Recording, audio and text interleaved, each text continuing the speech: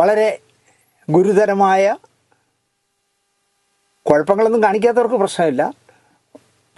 India ഗവൺമെൻറ്റിൻ്റെ പുതിയ നിയമം വരികയാണ്. ഇന്നു മുതലെന്തോ നടപ്പിലാക്കുകയാണ്. വാട്സാപ്പിനും വാട്സാപ്പ് കോളിനും പുതിയ നിയമമാണ് ഇന്നു മുതൽ.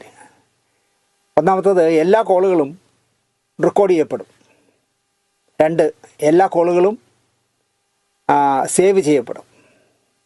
3, വാട്സാപ്പ്, ഫേസ്ബുക്ക്, ട്വിറ്റർ, ഇൻസ്റ്റാഗ്രാം എന്നിവ നിരീക്ഷിക്കപ്പെടും. 4, ഫോൺ മിനിസ്ട്രി സിസ്റ്റത്തോട് കണക്ട് ചെയ്യപ്പെടും. 5, അനാവശ്യ മെസ്സേജുകൾ ആർക്കും സെൻഡ് ചെയ്യരുത്.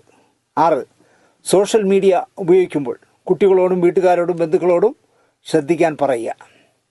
7, ഗവൺമെൻറ്റിനോ രാഷ്ട്രപതിയുടെയോ പ്രധാനമന്ത്രിയുടെയോ കാര്യങ്ങൾക്ക് എതിരെയുള്ള പോസ്റ്റുകൾ ഇട്ടാൽ അത് ഷെയർ ചെയ്താൽ, സോഷ്യൽ മീഡിയയിൽ ഇടുകയോ ചെയ്താൽ ഇനിയിപ്പോൾ കേസായി മാറാം.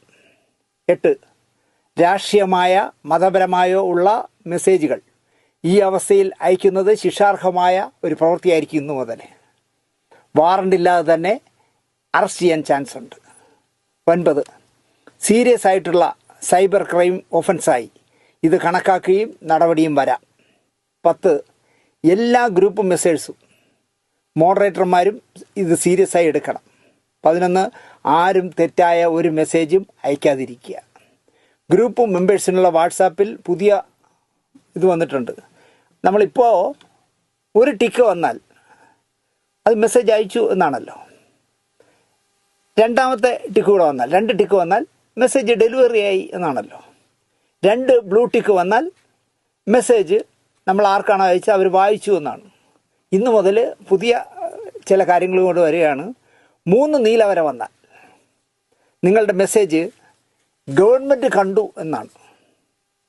5, 2 നീല വരയും 1 ചുവന്ന വരയും വന്നാൽ നിങ്ങളുടെ മെസ്സേജ് ഗവൺമെൻറ് കാണുകയും ആക്ഷൻ എടുക്കുകയും ചെയ്തേക്കാം എന്നാണ് അതിൻ്റെ സൂചന.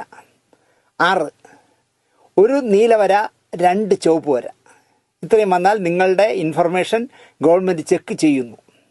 7, 3 ചുവന്ന വര വന്നാൽ നിങ്ങൾക്കെതിരെയുള്ള പ്രൊസീഡിംഗ് ഗവൺമെൻറ് ആരംഭിച്ചു. ഉടനെ തന്നെ നിങ്ങൾക്ക് കോടതിയുടെ സമൻസ് കിട്ടുന്നതായിരിക്കും.